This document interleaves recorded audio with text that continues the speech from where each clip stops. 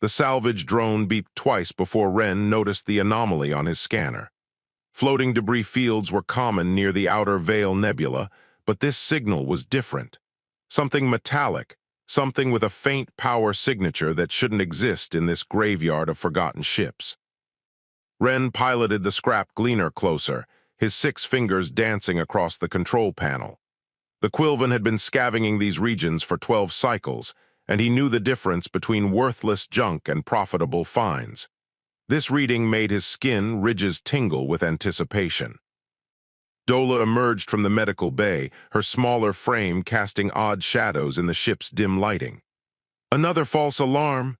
she asked, her voice carrying the musical tone typical of Quilvan females. "Don't think so." Wren magnified the visual feed. Through the swirling purple gases of the nebula, a dark shape emerged. It was roughly cylindrical, scarred with countless impacts, covered in frost that sparkled against the distant stars. Cryopod, ancient design, pre-Confederation era, maybe older.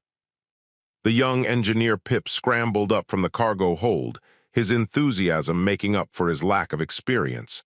"Is there someone inside?" Wren brought the pod into the cargo bay using the tractor beam.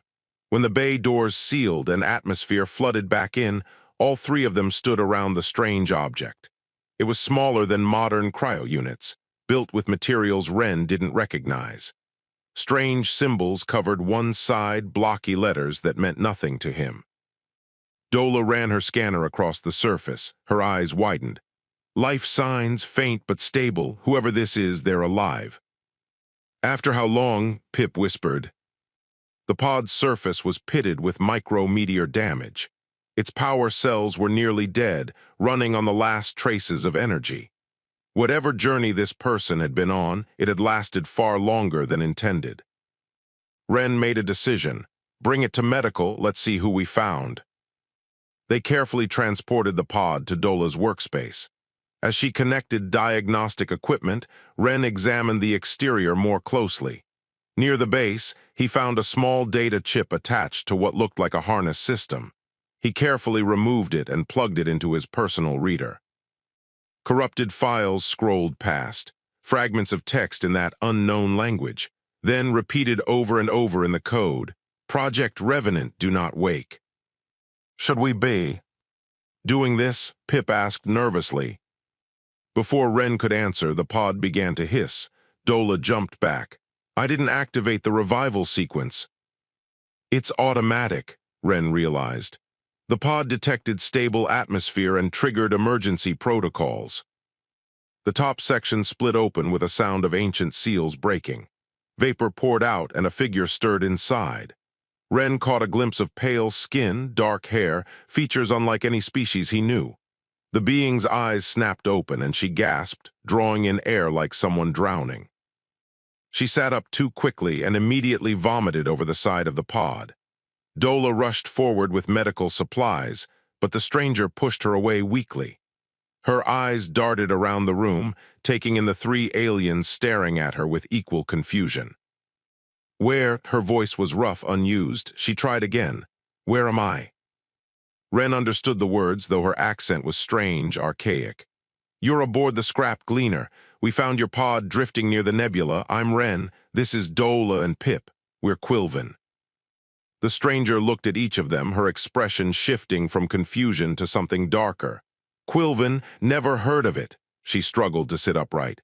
"How long was I in that thing?" Dola checked her instruments. "Based on the power cell degradation and the damage to your pod, I'd estimate 847 standard cycles, give or take a decade." The color drained from the stranger's face. She stared at her own hands as if seeing them for the first time. When she spoke again, her voice was barely above a whisper. 800 years. Pip couldn't contain his curiosity. "What species are you? I've studied all the known races, but I've never seen anyone like you." "Human," she looked up at them. "I'm human from Earth, Sol system." Her eyes searched their faces for recognition.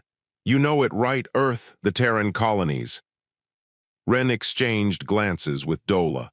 "I've never heard of Earth or humans, and I've traded across half the Confederation." The human's breathing quickened.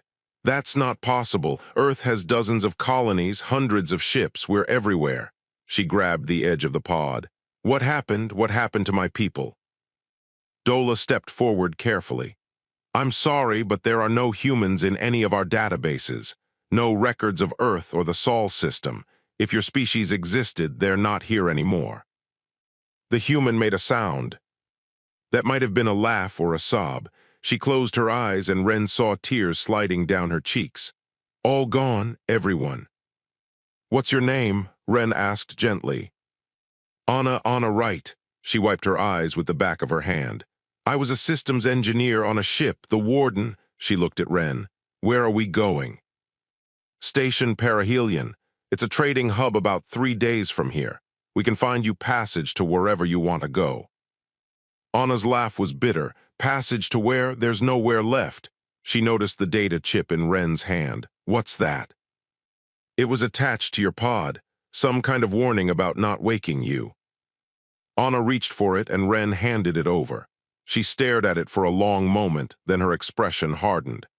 Then you shouldn't have, because if this chip does what I think it does, you just activated something that should have stayed dead. Pip looked nervous. What do you mean? Before Anna could answer, the ship's proximity alarms began screaming. Ren ran to the nearest console, pulling up the sensor feed. What he saw made no sense. A massive energy signature had appeared at the edge of scanner range. No ship that size should be able to move that fast. What is that? Dola demanded. Anna stood on shaky legs, moving to look at the screen. When she saw the shape emerging from faster-than-light travel, all the blood drained from her face. No, not yet. The vessel was enormous, dark, half its hull missing or torn away. It was a cathedral of destruction, a monument to some ancient war, and it was moving directly toward them. Anna's voice was hollow. That's the Warden, my ship. She turned to face Ren, and if it woke up, that means something very bad is about to happen. Station Perihelion sprawled across the viewport like a mechanical flower, its 12 arms extending into space. Each arm housed thousands of beings from across the Confederation. Anna pressed her hand against the glass, overwhelmed by the sheer diversity of ships docking and departing. Not a single human vessel among them. The Warden had followed them at a distance, silent and ominous. Station authorities demanded it stay outside weapons range, which suited Anna fine. She wasn't ready to board that ghost yet. Ren walked beside her through the crowded market districts. Beings of every shape and size bartered, argued, and laughed in dozens of languages. Anna felt like a relic, something that belonged in a museum rather than walking among the living. You're staring, Ren said quietly. Can't help it. Where I come from, humans were alone. We'd been searching for alien life for centuries and found nothing. She watched a crystalline being float past, its body refracting light in impossible patterns. This is what we dreamed of, and I missed it all. They reached a small cafe where Dola waited with someone new. The being was tall, composed entirely of translucent crystal structures that shifted and rearranged constantly. Geometric patterns flowed through its body like thoughts made visible. Anna Wright, Dola said. This is Oren, he studies extinct civilizations. Oren's voice came from everywhere and nowhere, resonating through the crystal lattice. I have been waiting 800 years to meet you, though I did not know it until today. Anna sat down slowly. You know about humans. Not specifically, but I know about the silent ones. Oren's form rippled with what might have been excitement. 847 years ago, a species vanished from the galaxy. They left empty stations, abandoned colonies, silent worlds. No bodies, no distress signals, just absence. The timing matches your stasis period perfectly. The words hit Anna like a physical blow. Everyone, all of them. Every trace, whatever happened, did so simultaneously across thousands of light years. One moment they existed, the next they were simply gone. Oren leaned forward. What were your people running from? Anna's hands shook. She clasped them together to hide it. We called it the Silence War, though that's not really accurate. It wasn't a war. Wars have enemies you can see, negotiate with, understand. She took a breath. We encountered something. It didn't communicate. It didn't want resources or territory. It just consumed. Pip had joined them, listening intently. Consumed what? Mind's consciousness itself. It spread through our networks, our communications. People would just stop. They'd stand there, eyes open, and they weren't people anymore, just empty shells. Anna's voice dropped. Earth scientists called it the Hollow because that's what it left behind, hollow people. Ren felt his skin ridges contract with unease. How do you fight something like that? You don't, you run, or you seal it away. Anna looked toward the viewport, toward the distant shape of the warden. That ship wasn't built to fight wars. It was built to be a prison. The AI running it couldn't be infected because it wasn't truly conscious. It was designed to hunt fragments of the Hollow and trap them. Orin's crystal body pulsed with darker colors. And you have one trapped on that vessel. Had one past tense. The mission was to fly the warden into a star, destroy the fragment completely. But we took damage. I went into emergency stasis and the ship drifted off course. Anna met Orin's faceted eyes. It's been floating out there for 8 centuries with that thing still locked inside. Dola's voice was tight. Is it still contained? Before Anna could answer, the lights throughout the station flickered. Emergency alerts began broadcasting in multiple languages. Ren pulled up his communicator and his expression darkened. The defense fleet is mobilizing. They're targeting the warden. Anna stood so quickly her chair fell over. They can't, if they damage the containment systems. The station shook. Through the viewport, they saw weapons fire streaking through space toward the dark warship. The warden's ancient shields flared to life, absorbing the impacts. But Anna could see the strain, the way the energy fields flickered and failed in sections. We need to stop them, she said urgently. Ren was already moving. The station commander is Brawl. Military type doesn't listen to civilians, but maybe if you explain. They ran through the corridors, dodging panicked crowds. When they reached the command center, armed guards blocked their path. Ren argued with them while Anna stared at the tactical displays showing the battle. The warden wasn't fighting back, just maintaining shields, but those shields were failing. A voice boomed across the command center. Who are you, and why are you disrupting my operation? Anna pushed past the guards. Commander Brawl was a massive being, heavily armored with multiple arms. His species was unknown to her, but his aggressive stance was universal. I'm Anna, right? That ship you're attacking contains something dangerous. If you breach its containment, you'll kill everyone on this station. Brawl's laugh was harsh. More dangerous than a ghost warship with weapons signatures I've never seen? I don't think so. Then think about this. Anna grabbed a data pad and pulled up readings from the warden's energy core. See this signature? It's not a weapon. It's resonance cage, a prison, and you're about to break it open. One of Brawl's officers spoke up. Commander, some of our pilots are reporting strange sensations, voices, intrusive thoughts. It started when we began firing on the vessel. Brawl hesitated. Anna pressed her advantage.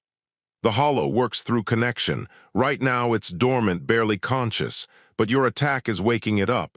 Once it's fully active, it will spread through every networked system in range. That includes your fleet, your station, everything. A new alarm sounded. One of the attacking ships suddenly opened fire on its own wingmate. Confusion erupted across communication channels. Pilots screamed about hearing things, seeing things that weren't there. Anna's voice cut through the chaos. It's already starting. You need to stop the attack now, or you're going to watch your people tear each other apart. Brawl stared at the screens showing his fleet descending into chaos. One pilot had ejected and was floating in space, laughing hysterically. Another ship rammed its partner deliberately, both exploding in brilliant fire. Cease fire, Brawl ordered. All ships break off and return to station. But it was too late. Through the viewport, the warden's hull began to glow with a sickly purple light. Cracks appeared along its surface, not from damage but from something pushing outward from within. Anna's face was pale. The containment is failing. We have maybe hours before it breaks completely. What do we do? Dola asked. Anna looked at her new friends, these aliens who had shown her kindness in a galaxy that had forgotten her people. We finish what humanity started. We go aboard the Warden and we seal that thing away permanently. Ren nodded. Then let's move before there's nothing left to save.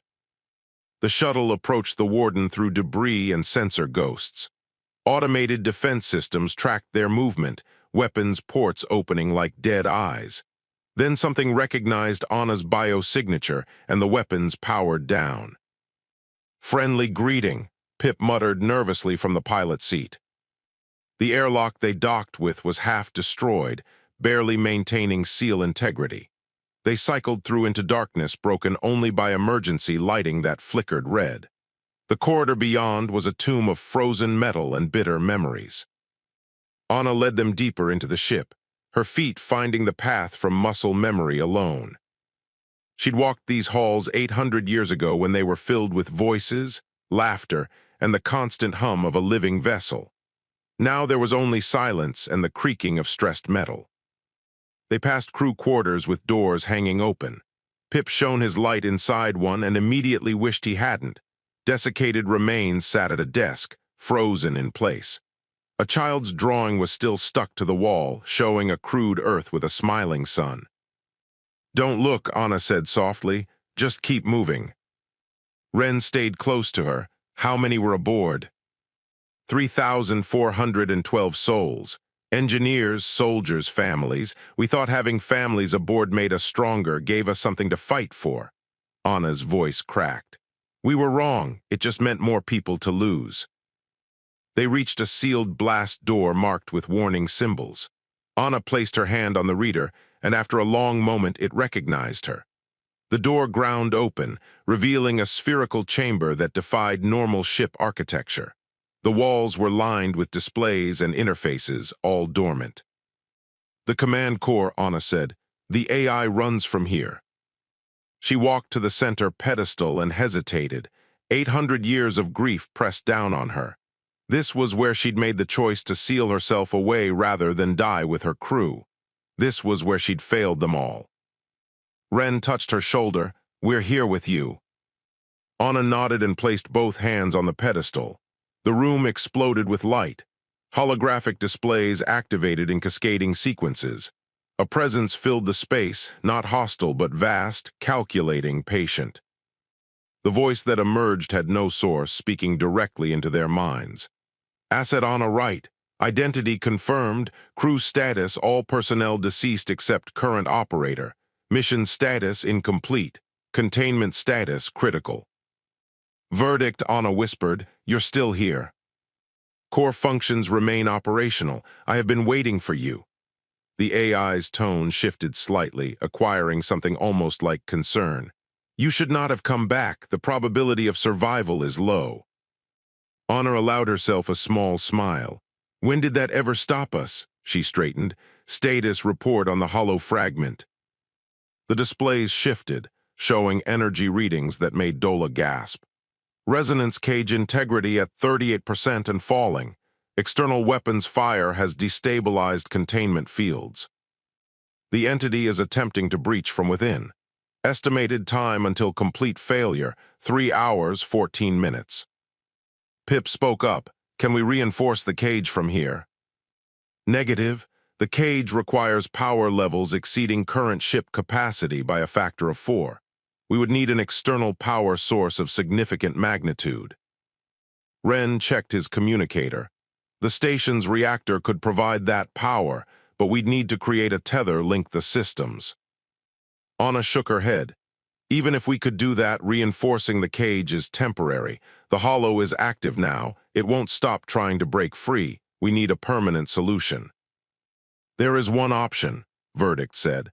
The displays showed a schematic of the resonance cage with the AI's core systems overlaid. "I can integrate my processing matrix directly into the containment field. My consciousness would become part of the cage itself, creating an adaptive lock that responds to the entity's attempts at escape." Dola understood immediately. "You'd cease to exist as an independent AI." "Correct, but the cage would be permanent. The hollow fragment would be trapped indefinitely." Anna felt tears burning her eyes.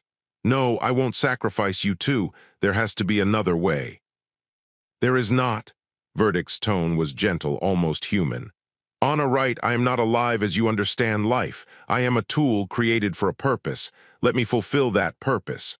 Let humanity's last weapon serve its final duty. The ship shuddered. On the displays, they watched the resonance cage crack further. Purple energy leaked through the gaps, spreading like infection through the surrounding systems. Ren grabbed Anna's arm. We need to decide now. Anna looked at the AI's avatar, just patterns of light and logic. But behind it was every conversation she'd had with Verdict during the war. Every joke, every moment of doubt, every small kindness the AI had shown when her world was ending.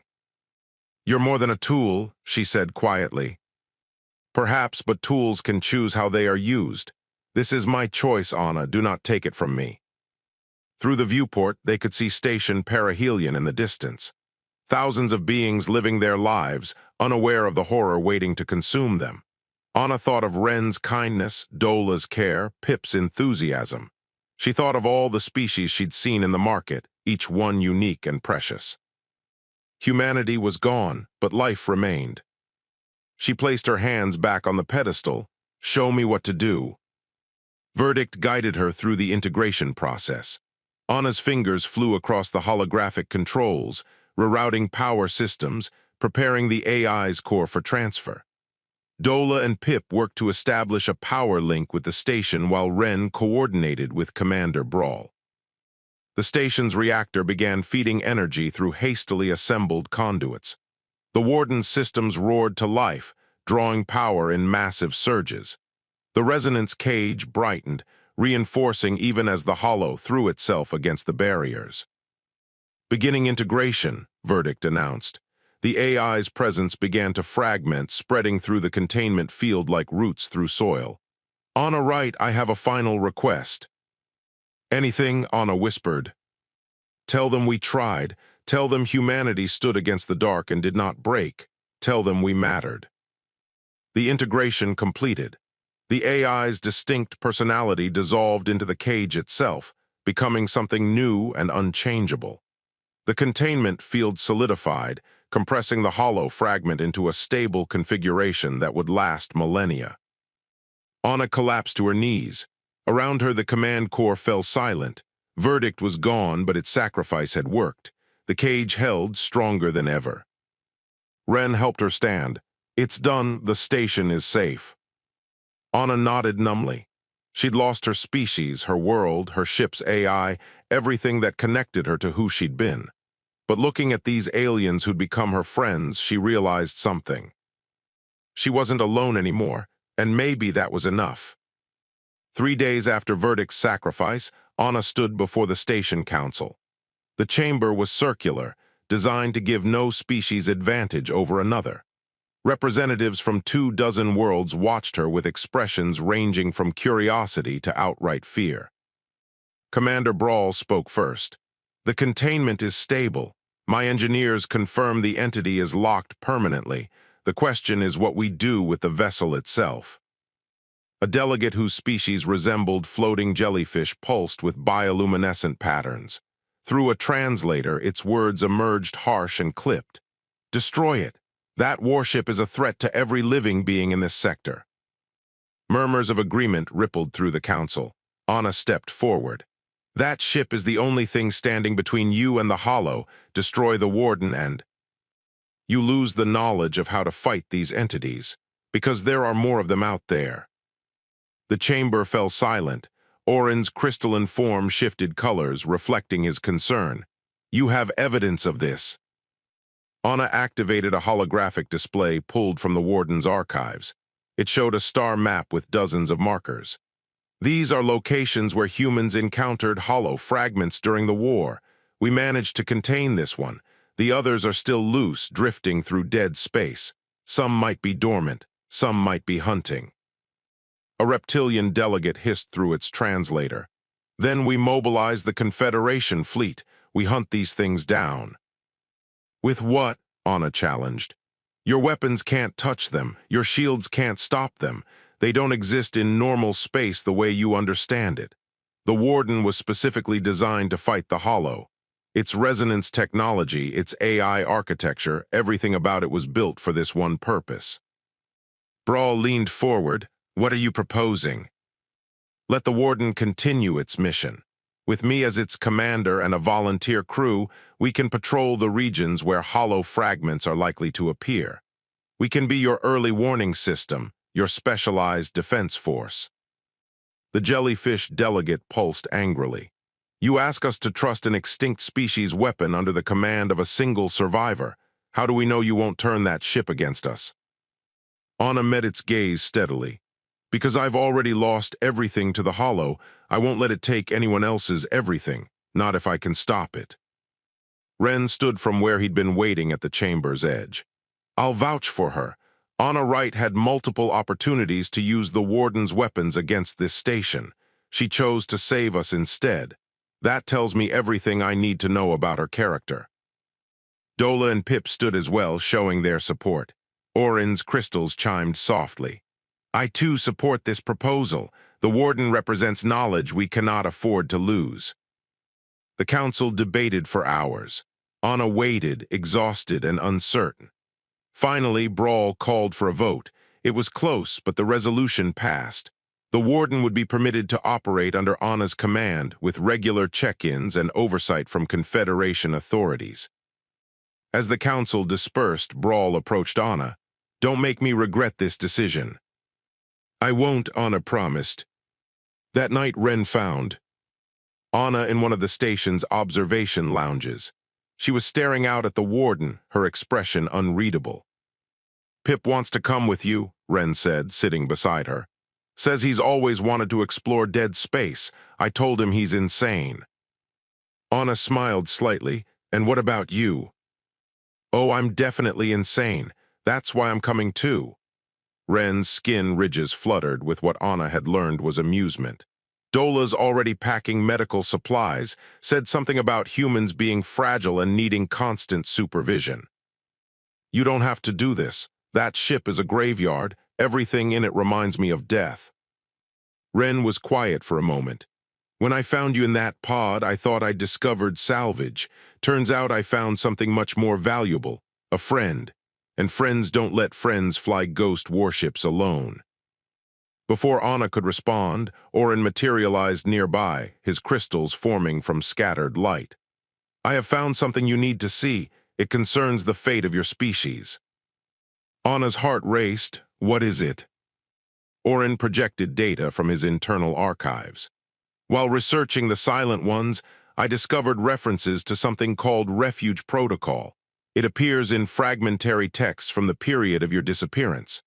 The references suggest Earth launched multiple evacuation vessels. This protocol was mentioned specifically as classified high priority. Evacuation ships, Anna breathed. I knew about the military vessels, but evacuation.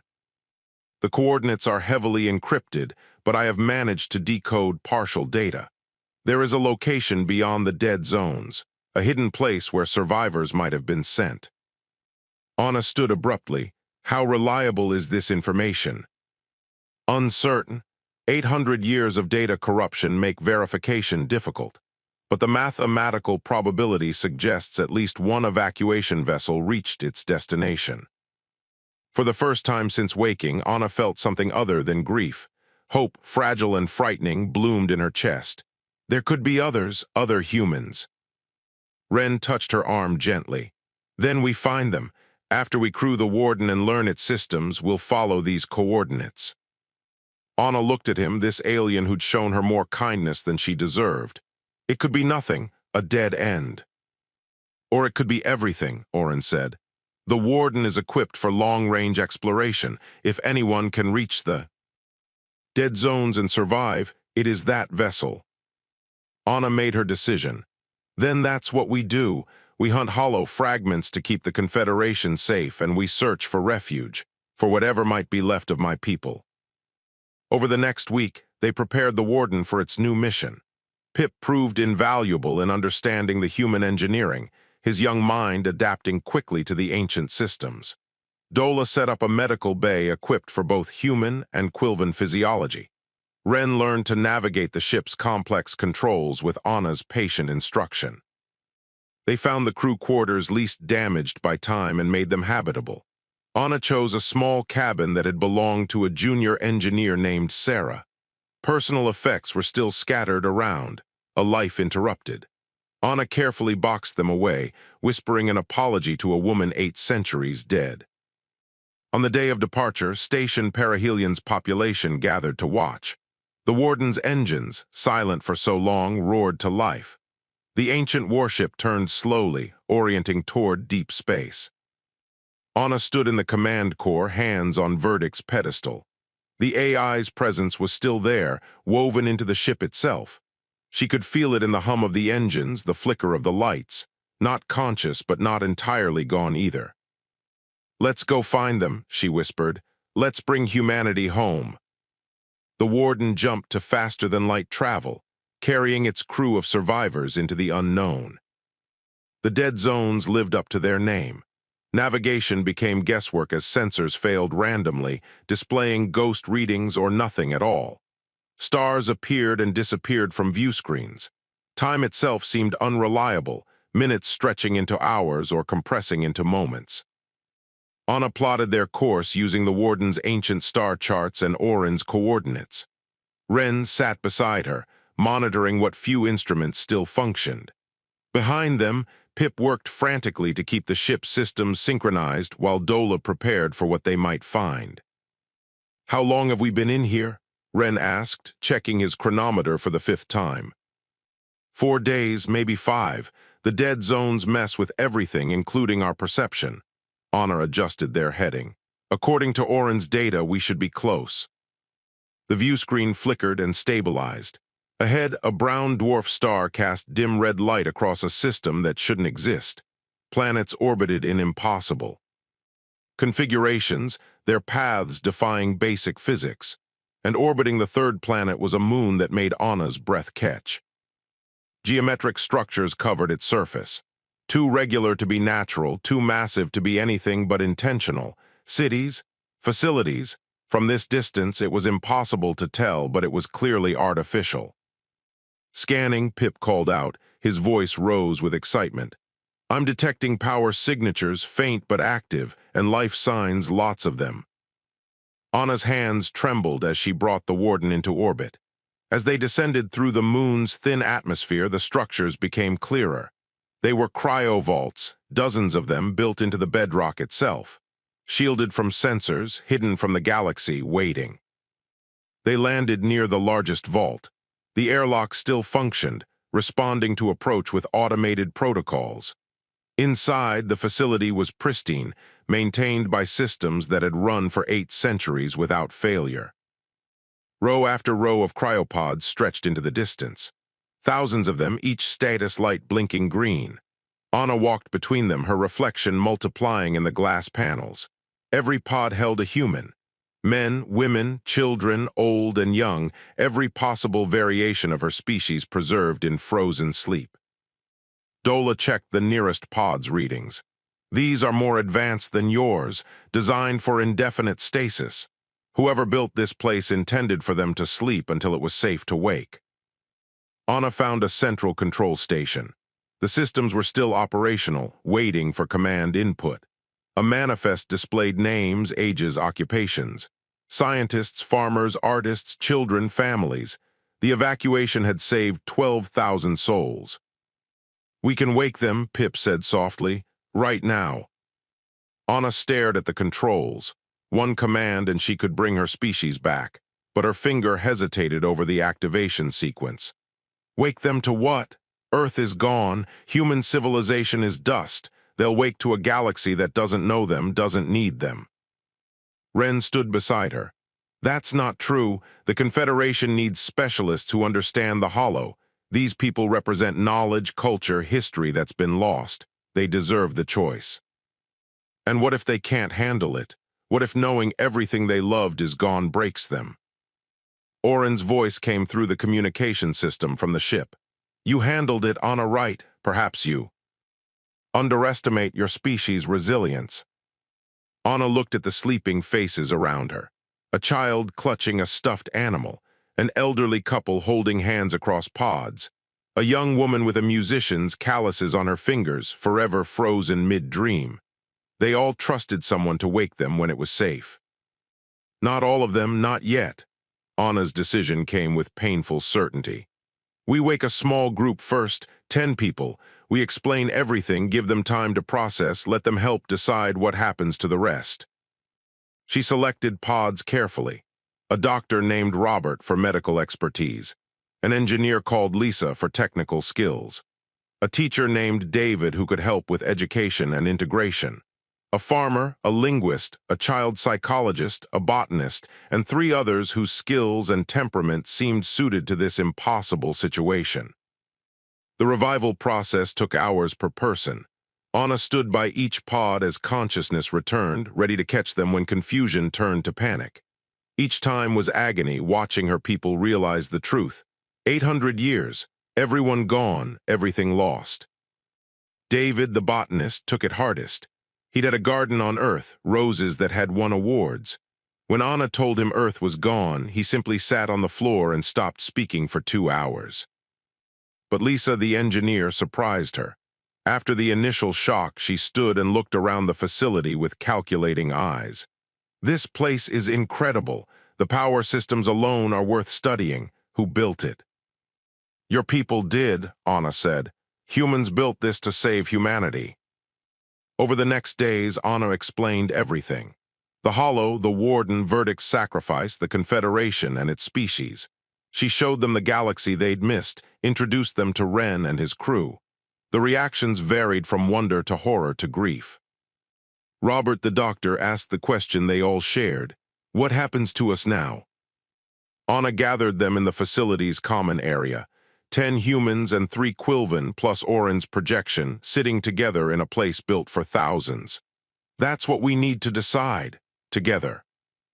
David finally spoke, his voice rough from disuse. We can't just hide here forever. That's existing, not living. But we're not ready to join the Confederation, Lisa argued. We know nothing about their politics, their cultures. We'd be lost. The child psychologist, a woman named Grace, spoke up. What? About a middle path? We wake people gradually in waves. Each wave learns from the previous one. We build a community here on this moon, but we also venture out, contribute to the Confederation.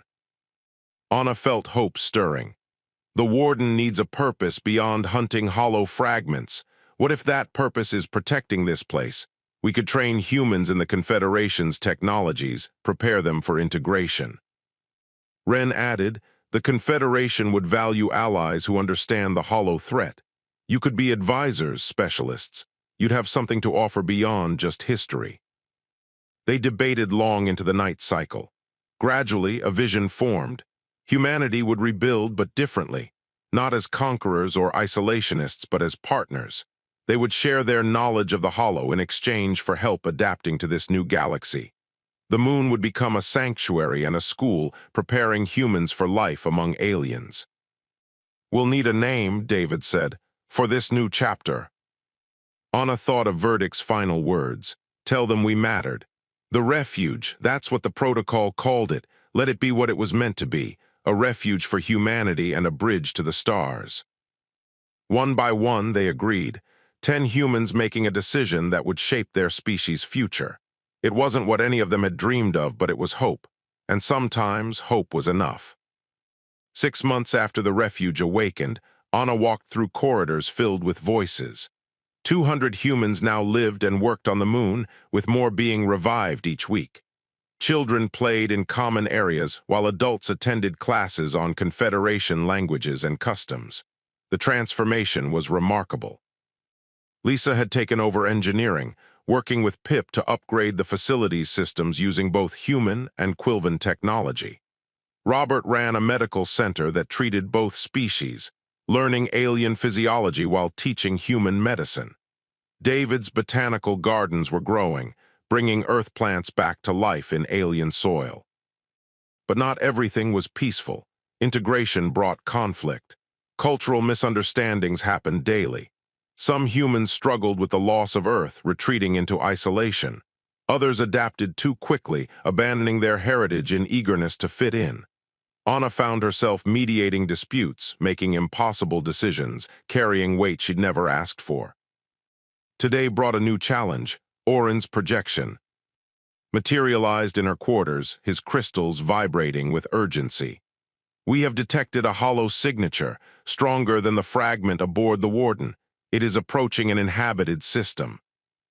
Anna was moving before he finished speaking. She found Ren in the command core already running calculations. How long until it reaches populated space?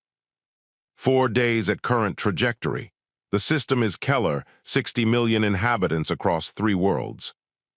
Anna felt ice in her stomach. The fragment aboard the Warden had nearly destroyed a station with thousands.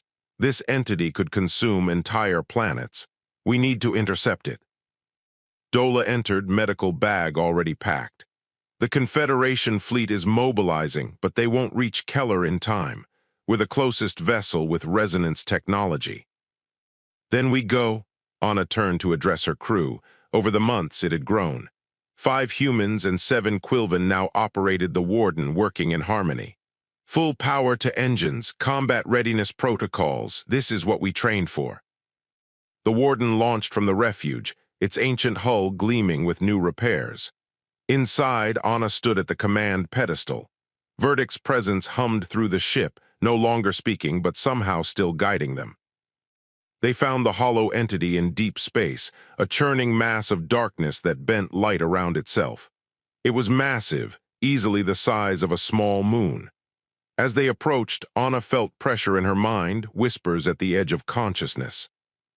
"It's trying to communicate," Grace warned from the science station. The psychologist had proven invaluable at detecting mental intrusion. "Don't engage," Anna ordered. "Lisa, status on the resonance cage." "Projectors are online, but this thing is huge. I don't know if we can contain it." Lisa's hands flew across her controls. "We'd need to compress it first, reduce its mass." Pip had a wild idea. "What if we don't trap it? What if we redirect it, send it somewhere it can't hurt anyone?"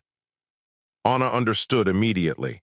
The dead zones, if we can drive it into the regions where space itself is unstable, it might be neutralized. Ren looked skeptical. "That's a lot of might be. If this doesn't work, we'll have led this thing straight into areas we can't navigate." "Do we have better options?" Anna met his eyes. "Because I'm open to suggestions." They had none. Anna gave the order. The Warden's weapons came online, not the explosive armaments of conventional ships, but resonance projectors designed to destabilize hollow entities. They fired, and the effect was immediate. The entity contracted, pulling into itself as the resonance waves tore at its structure. It changed course, moving toward the Warden with terrifying speed. Anna felt its attention focus on them, malevolent and hungry. "It's angry," Grace gasped, her hands pressed to her temples. "It knows we're a threat." The Warden fled toward the dead zones with the hollow in pursuit. Navigation became nightmare as they crossed into unstable space. Stars vanished, replaced by impossible colors. The entity followed, relentless and enraged. Anna pushed the ship to its limits. Around her, the crew worked in synchronized desperation. Lisa rerouted power to shields while Pip kept the engines from tearing themselves apart. The Quilven navigators used instinct where instruments failed. Deep in the dead zones where reality itself grew thin, Anna made her stand. She brought the Warden about, facing the entity head-on. Full power to resonance projectors, hit it with everything. The weapons fired and space screamed. The entity writhed as resonance waves tore through it. But it was adapting, learning to resist. Anna saw her crew's terrified faces and knew they were outmatched. Then David spoke from his station. "Anna, the dead zones are affecting it. Look at the readings. Space-time instability is destabilizing the entity faster than our weapons." Anna understood. The dead zones weren't natural phenomena. They were scars where the hollow had been before, places where reality had been damaged by their presence. And now that damage was turning against them. "Maximum resonance, all projectors. drive it deeper into the instability. The warden's weapons blazed. The entity thrashed, trying to escape, but Anna gave it no quarter. She pushed it farther into the dead zones, into regions where stars didn't exist and time moved sideways. The creature began to fragment, its coherence failing as unstable space tore it apart. With a final pulse of resonance energy, the entity collapsed. It didn't die exactly. It dispersed, spreading across dimensions they couldn't perceive, neutralized by the very environment it had created. Silence fell across the command corps. They'd done it. 60 million lives saved. The journey back to the refuge took days. News of their victory spread through. The Confederation. Commander Brawl sent a message of gratitude. Orin composed a ballad in crystalline tones.